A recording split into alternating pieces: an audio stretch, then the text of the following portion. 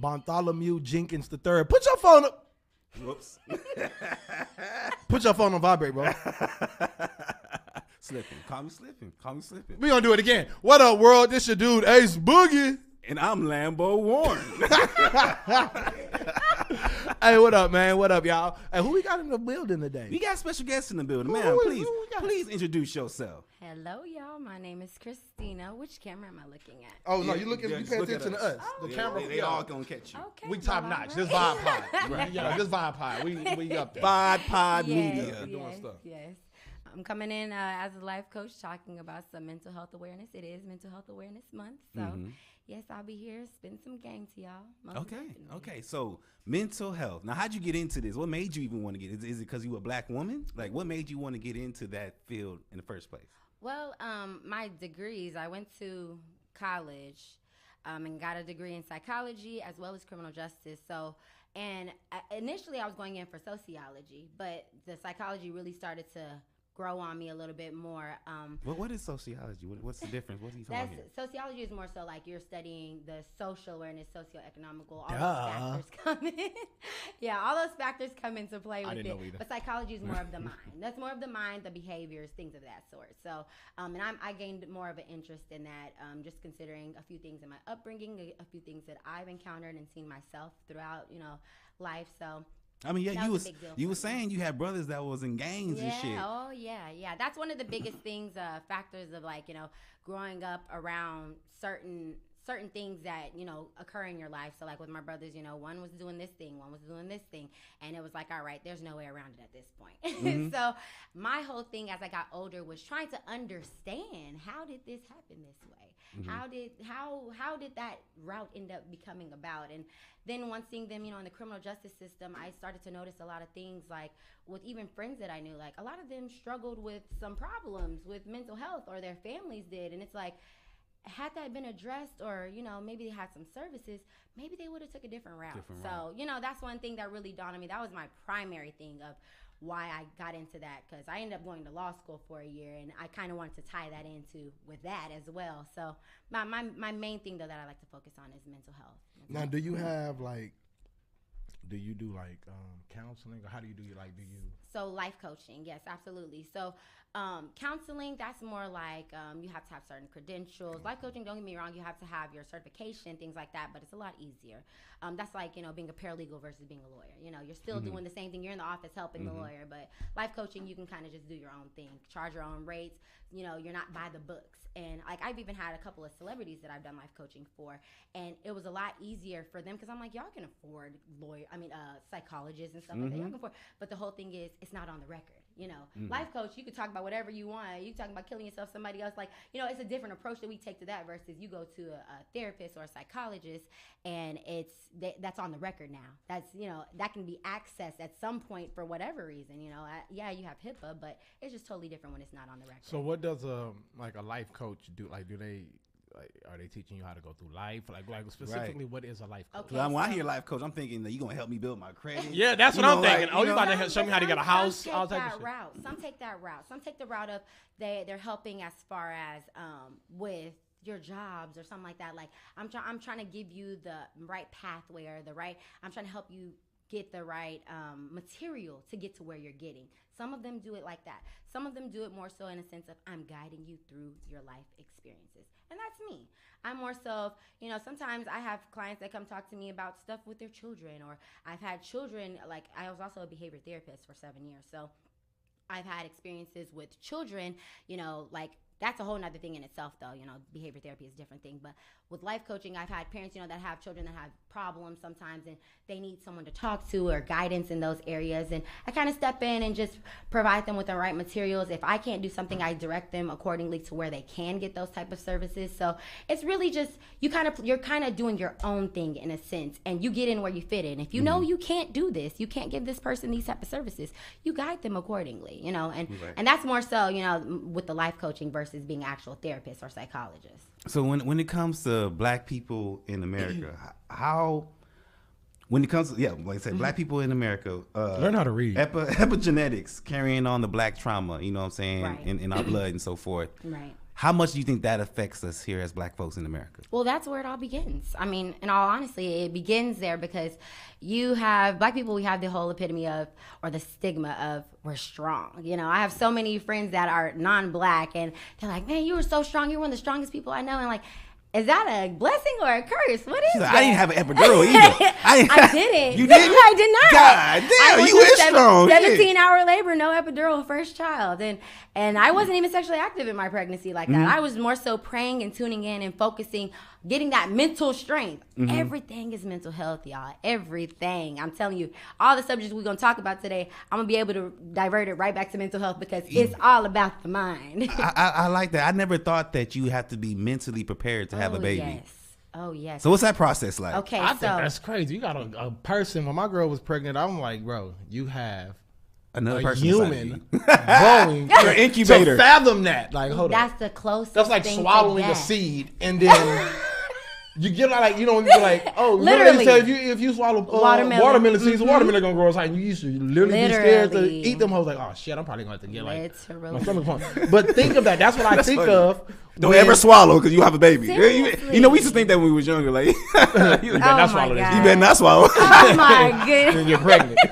But seriously, just to think about a kid growing inside of you, and then you gotta push them out. You gotta get them out of there. Oh my God. And that was my whole concept. Yeah, how did you prepare? I gotta get this baby out one way or another. So tighten up. Right. You need to get your mind right because the days 9 months is a long time to prepare. It is. Even for the man, like there's a whole process, and then I'm gonna talk about this because people don't realize there's a whole process of mental health that the man even has to prepare for. Oh, tell us about that. Not just the simple fact of, oh, I'm about to be a new father. No, it's beyond that. Your life is finna change. You have a mini you out here in this world, and ain't no taking them back once he or she is here.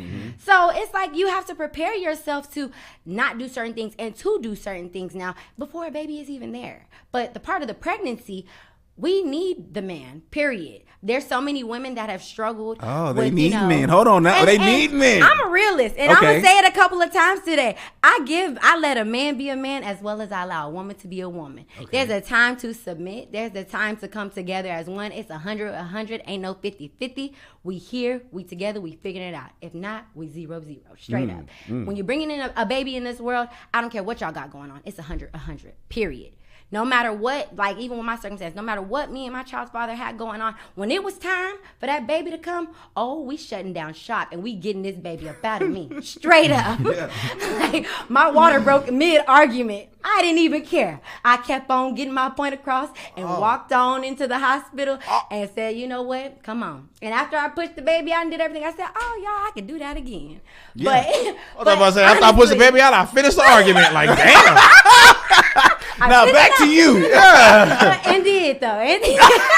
Damn, that's crazy. Yeah, that's trauma. That's we trauma gonna make it itself. understood. Nah, for real though. The real thing though, like I said, the process of during pregnancy. And then I will touch up on postpartum afterwards. The whole process of during pregnancy is a mind. It's not a game. It's a whole preparation. You prepare yourself mentally knowing the day is going to come that I'm going to have to push this baby out. Everybody's taking pictures and enjoying themselves and woohoo, like I'm pregnant, cute pregnant belly. But oh, baby, in the back of their mind, as you get closer to that mark, some women don't make it to 9 months. Some women only make it to 8 or 7. And you wasn't mentally ready. Oh no, as soon as I found out I was pregnant, I shut down shop. I stopped talking to certain people. I'm like, look, if I know I'm not going to deal with you or I know I'm not going to be doing these things after I have my baby, let me go ahead and get myself ready now. So energy matters when you're... Oh, yes. Okay. Oh, yes. I spent many days, like it became part of my routine to sit down, meditate, pray. You pray, and this is not just being a black woman. Pray over yourself. Everybody spends so much time praying for everybody else, but take that time out to pray over yourself. And you're not praying, I pray that my baby comes. I go, absolutely pray for that. But pray for your mind. Pray for the guidance that you need for you to get through this process. Because you are going to there's going to be so many adversities, man. People are going to show you their true selves in pregnancy. And I think it works like that because the energy that you're giving off. You know, there's certain parts of yourself that you didn't even know you had when you're pregnant. And it's like, man, I didn't even know I can get to that level. Man, I didn't know that I can punch somebody in the face for telling me that I look fat today, not knowing that I'm struggling in my pregnancy, you know, day in and day out. You know, there's so many things that you're going to encounter in that, but you have to be mentally prepared. And when it came time for me to push that baby out, it was 17 hours, no pain relief, no nothing. I just sat there. You know what I did? 17 hours pushing? 17 hours of, okay, I'll tell you how the process works. So you don't push for 17. So as soon as your water breaks, if it's like a slow break, like mine didn't like sploosh everywhere. Oh no, I would have fell out. I don't know what I would have done. All that mental preparation would have went out the door, honestly. But I would have been scared. But like as soon as your water breaks, okay, you have that time period to where, okay, it might be every hour you're having a contraction or however long, you know, and the contractions come like, oh, it's that pain, that cramp, and it lasts for a certain amount of time and then it goes away. So you have a birth plan and you say, look, you know, some people say I'd rather be induced, or some people say, you know, if this is taking too long, I want an epidural or I want pain relief. I put on my birth plan, listen, if you don't read this birth plan and you ask me questions that have the answers on this birth plan, I will dismiss you from my room, because doctors don't take black people, and I'm being honest.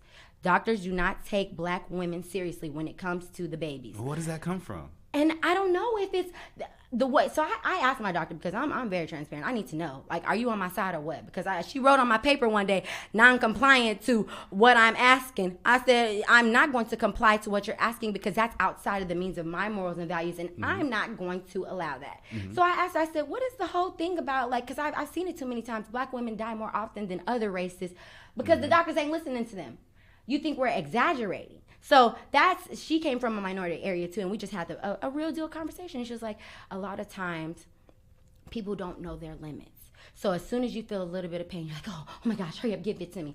And a lot of time, black people, it seems like they don't push themselves to their limits because of fear. You fear that, oh, something is wrong, even though that's a part of the process. You know what I mean? So like me getting a contraction, if I would have feared, I'm like, oh my gosh, I'm not supposed to feel this way. You know, I've never dealt with this before. If I would have panicked and not mentally been prepared and educated myself, I'd probably been like, give me that epidural. But I educated myself in advance. And a lot of times, more often than not, black people don't go in there prepared for what comes with pregnancy and labor. And hold on, let's get back to that, because I want to know specifically 17 hours. So where does the hour count start at? So from the time that the water breaks, and like I said, mine was a slow leak. So that's what a 17 hours. Slow leak. Goddamn. So hold up. So the mama, so when the mama be like, I was in labor with you for 33 hours. She wasn't pushing that. Be like, oh hell no, mine. I just found out that somebody lying. You made it seem like you was pushing for 33 hours. No, she was in pain for that long. Though I will tell you that. From when the water broke to when you had me was 33 hours. Yeah. I give you that. You were pushing for an hour. Yeah. Like, you were pushing for an hour. Once my water officially broke, oh, baby, I pushed him out 3 minutes. And I told him, I said, one of my things on my birth plan was, do not tell me when to push. If I feel that it's time to push, I'm pushing. Because if I do get a tear or whatever the case is, that's on me. But you can feel, you know your body. Like, I don't know, it's just one of those type of things. Like, you know your body. My son fell asleep mid coming out. He said, I'm about to just fall out. You see what I'm talking about? Like, literally felt like we had to wait. Bro, he a bully. You cool. You see how cool act right now? He been acting like that since in the pussy. I'm not joking. I swear, my son been acting like that, though, before he came out. Like, why he coming out? They're like, okay, push. He pushed it. It's like he told the doctor, like, hey, hold on real quick. I'm going to take a nap. And then like, you already, and they got to wake him up. They gotta, I don't know. I'm not a doctor, but I guess the baby got to come out a lot, like, awake. You get what I'm saying? So we waiting for this nigga to wake up. Like, the doctor, like, we got to, and he just, you know, you trying to wake somebody up. Hey, fam. Yeah. No, I'll be out in a minute. Hold up. Let me take a nap. I'm not ready to come into the world right now. I wasn't prepared. Let me finish this nap. Like, that's how he came into the world. Sleep. Halfway in the pussy, halfway out. Like, oh, man. Oh, hell. Like, I'm serious, bro. And then came out. But just think how much, I don't know how long she was in labor, but think how much hell that is. You didn't get to eat that whole time. You barely get to drink because you don't want to poop or pee in the process of pushing a baby out. Yeah, I think that's why you can't eat, right? Yeah, you can't like, eat. And I mean, some people still do it, but I was like, nope, I'm just going to starve. It is what it is.